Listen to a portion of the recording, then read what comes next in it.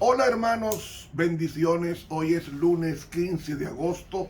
Les habla el profesor Ramón Romero, quien les invita a suscribirse a este canal de YouTube Ramón Romero. Suscríbase a este canal y dele clic a la campanita e invite a otros para que también participe de esta cadena de conversación con la palabra de Dios. La lección para esta semana es la número 8, viendo al invisible. Para memorizar: por la fe dejó a Egipto, no temiendo la ira del rey, porque se sostuvo como viendo al invisible. Hebreos 11:27. Querido Señor, enséñanos a orar en el nombre de Jesús. Amén. Para hoy, lunes, en el nombre de Jesús. Muchas veces oramos en el nombre de Jesús y no recibimos lo que pedimos. Y Santiago dice: pedís y no recibís porque pedís mal, porque para vuestros deleites piden. Entonces, ¿cómo es que debemos de pedir y recibir? ¿Y qué significa pedir en el nombre de Jesús? Vamos a leer el Evangelio según San Juan, el capítulo 14, los primeros 14 versículos.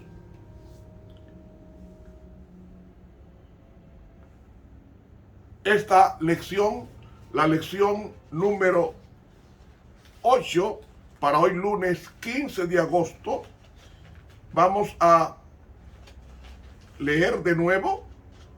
Por la fe dejó a Egipto, no temiendo la ira del rey, porque se mantuvo como viendo al invisible. Hebreos 11:27. Señor, con nosotros continúa. Es nuestra oración. Suscríbase a este canal de YouTube Ramón Romero y dele clic a la campanita. La lección de hoy, en el nombre de Jesús, lunes 15. ¿Qué significa entonces en el nombre de Jesús? Escuchemos, o vamos a leer el capítulo 14, los primeros 14 versículos de Juan.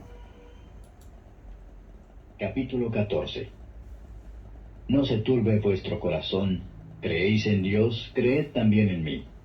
En la casa de mi Padre muchas moradas hay, de otra manera os lo hubiera dicho.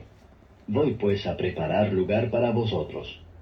Y si me fuere y os aparejare lugar, vendré otra vez y os tomaré a mí mismo, para que donde yo estoy vosotros también estéis. Y sabéis a dónde yo voy, y sabéis el camino. Dícele Tomás: Señor, no sabemos a dónde vas, ¿cómo pues podemos saber el camino? Jesús le dice: Yo soy el camino, y la verdad, y la vida. Nadie viene al Padre sino por mí. Si me conocieseis, también a mi Padre conocierais, y desde ahora le conocéis y le habéis visto. Dícele Felipe: Señor, muéstranos el Padre y nos basta. Jesús le dice: ¿Tanto tiempo ha que estoy con vosotros y no me has conocido, Felipe? El que me ha visto al Padre. ¿Cómo pues dices tú, muéstranos el Padre? ¿No crees que yo soy en el Padre y el Padre en mí? Las palabras que yo os hablo, no las hablo de mí mismo, mas el Padre que está en mí, Él hace las obras. Creedme que yo soy en el Padre y el Padre en mí. De otra manera, creedme por las mismas obras. De cierto os digo, el que en mí cree, las obras que yo hago también él las hará, y mayores que éstas hará, porque yo voy al Padre. Y todo lo que pidiereis al Padre en mi nombre, esto haré, para que el Padre sea glorificado en el Hijo. Si algo pidiereis en mi nombre, yo lo haré. Oh, ¿de qué me está hablando el capítulo 14 de Juan? Él me está hablando de la permanencia de Jesús con Dios Padre. Comience conmigo. En Juan 14, no se turbe. Ese capítulo 14 lo pronunció Jesús en el aposento alto el jueves en la noche, poco antes de ser entregado. Y él dijo, no se turbe, mejor traducción es, no se perturbe vuestro corazón. El verbo creer está pisteute, y pisteute tiene dos tipos de traducciones. Creéis en Dios, creéis también en mí. Para mí, la mejor traducción es, ustedes están creyendo en Dios, pues en consecuencia están creyendo en mí. Porque el verbo pisteute de creéis y creer es el mismo, la misma construcción gramatical griega. Es decir, no se preocupe vuestra mente, si creen en Dios, están creyendo en mí. ¿Por qué Jesús dijo hablando así? ¿Es que Dios Padre y Dios Hijo es la misma persona? No. Es que están fusionados como Dios. La vida de Cristo estaba tan compenetrada con Dios Padre que el que lo veía a él veía al Padre. ¿De qué está hablando Jesús? De la comunión con Dios.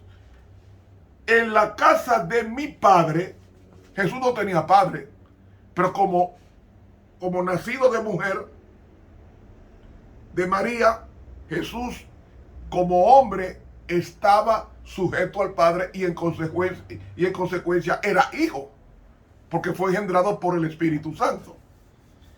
De otra manera os lo hubiera dicho, en la casa de mi Padre. Y cuando me vaya y les prepare el lugar, la traducción dice vendré otra vez. La traducción correcta es yo estoy viniendo otra vez, que es el presente futurista del griego. Yo estoy viniendo otra vez y me tomaré a mí mismo. Ahí está el verbo paralambano en griego, que es arrebatar a mi lado, para que donde yo estoy, vosotros también estéis. Y sabéis dónde yo voy. Entonces dice Tomás, no sabemos dónde tú vas. Y Jesús le dice, yo soy el camino, la aletía y la vida. Nadie viene al Padre sino a través de mí. Así que está en el griego. Y si me conocieseis, también a mi Padre conocería. El verbo es el epignosis. El epignosis es conocer íntimamente al Padre. Si tú conoces íntimamente al Padre, está conociendo íntimamente al Hijo, porque Dios es indivisible. Dios Padre y Dios Hijo y Dios Espíritu Santo son indivisibles. Llevan una íntima relación con Dios. Ahora dice aquí, Felipe, Señor, muéstranos al Padre y es suficiente. Es decir, muéstrame la gloria del Padre. Y Jesús le dice, tanto tiempo que estoy con vosotros y no me has conocido, Felipe. El que me ha visto a mí, ha visto al Padre. Fíjense que todo el capítulo 14 está hablando de compenetración, de comunión con Dios. Comunión de Cristo con el Padre. Es el mensaje que está dando aquí. Todo lo que yo hago es del Padre. Todo es el Padre. Todo es el Padre, siendo yo el Hijo. Porque dependo constantemente de Él. Ahora, ¿no crees que yo soy en el Padre y el Padre en mí? Las palabras que yo os he hablado no las hablo de mí mismo, mas el Padre que permanece en mí. Mas Él hace todas las cosas. Creedme que yo soy en el Padre. Ahí está el plural en griego. Está en un plural dirigiéndose a todos los presentes y no solamente a Felipe.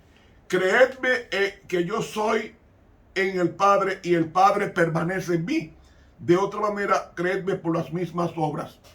El que cree en mí, las obras que yo hago, Él también las hará. Y mayores, no en cantidad, sino en calidad. Mayores que estas hará, porque yo estoy yendo al Padre. Y todo, aquí está el texto, y todo lo que pidiereis al Padre en mi nombre, esto haré, para que el Padre sea glorificado en el Hijo. ¿Cuál es la oración que Dios contesta? La oración que glorifica a Dios Padre.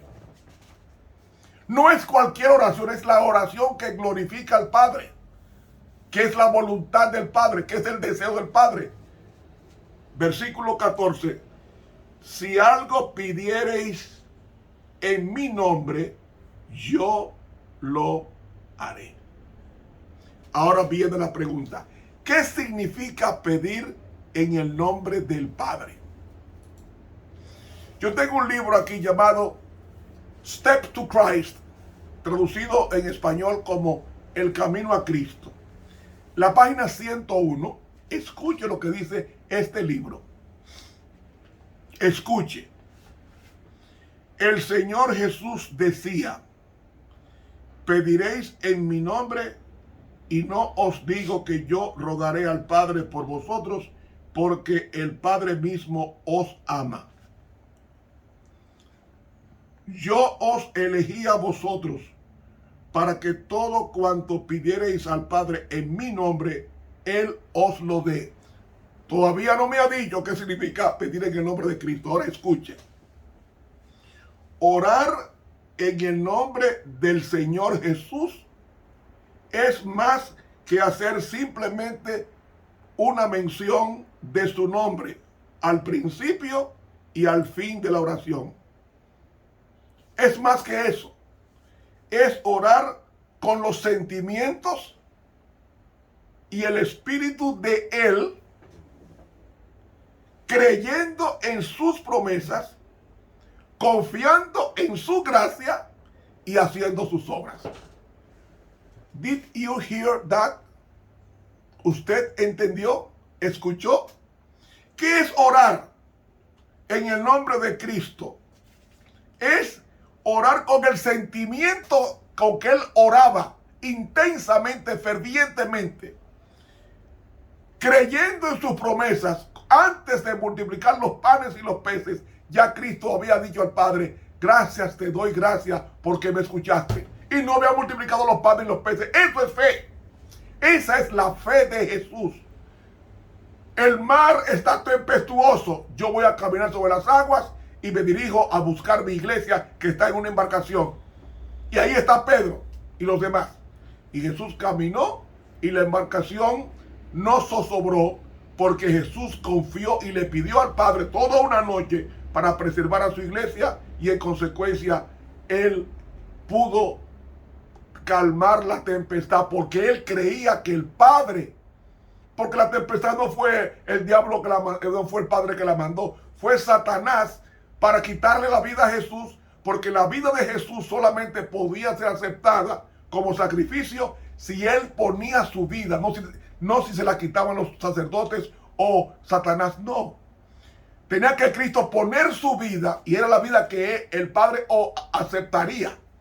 Por eso que lucharon mucho por matarle y Jesús no podía, el Padre no podía aceptar esa muerte de homicidio. Tenía que ser una muerte voluntaria. Yo pongo mi vida. Entonces Cristo puso tu vida.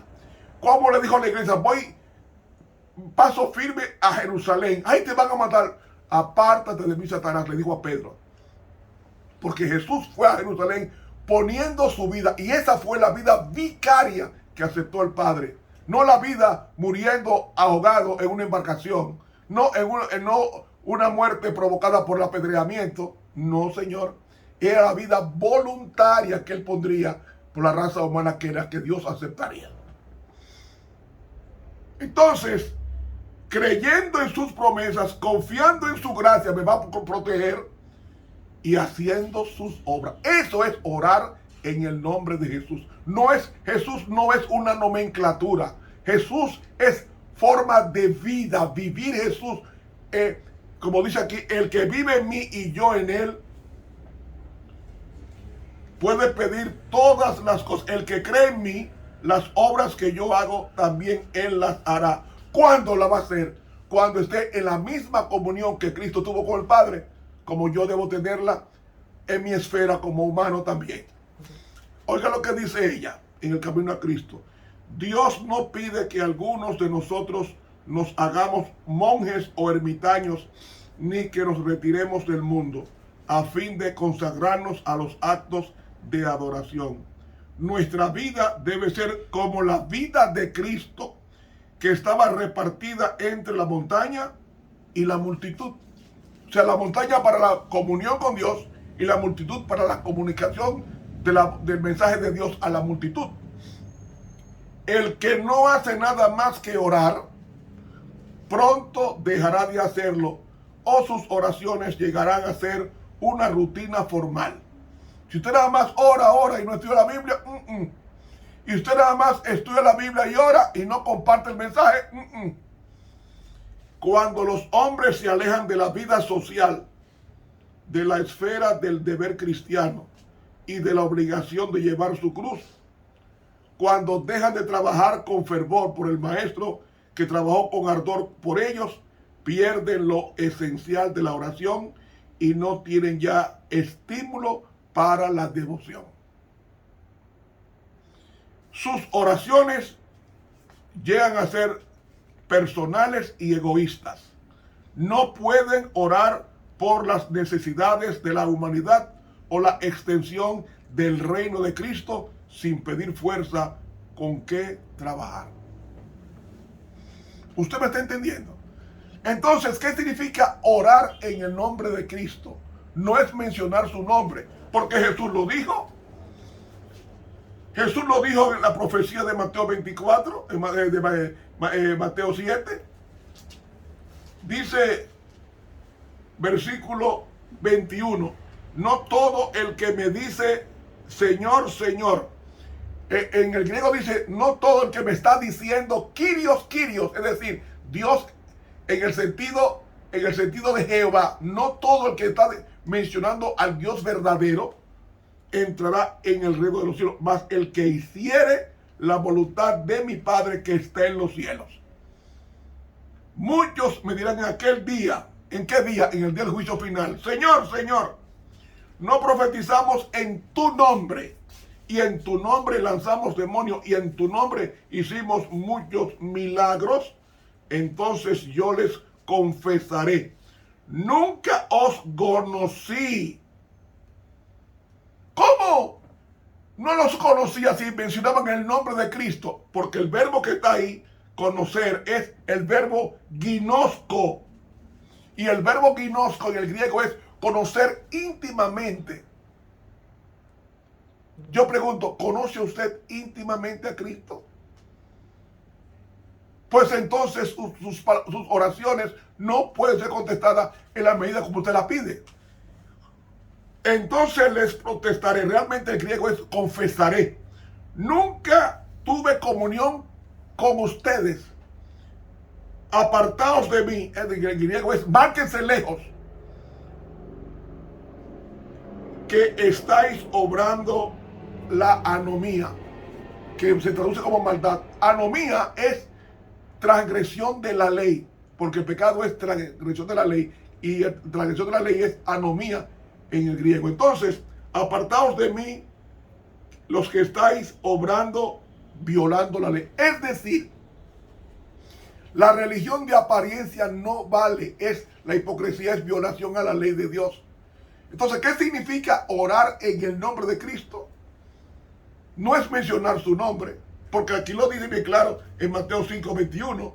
No todo el que me dice Señor, Señor, entrará en el reino de los cielos, mas el que haga la voluntad de mi Padre. Ese es orar en el nombre de Cristo. No es mencionar su nombre, Señor, yo te pido esto, pero hágase tu voluntad. Si me conviene, dámelo. Si no me lo conviene, no me lo dé. Cúmplase, oh Cristo, tu voluntad. Eso es lo que creemos y creemos que debe ser.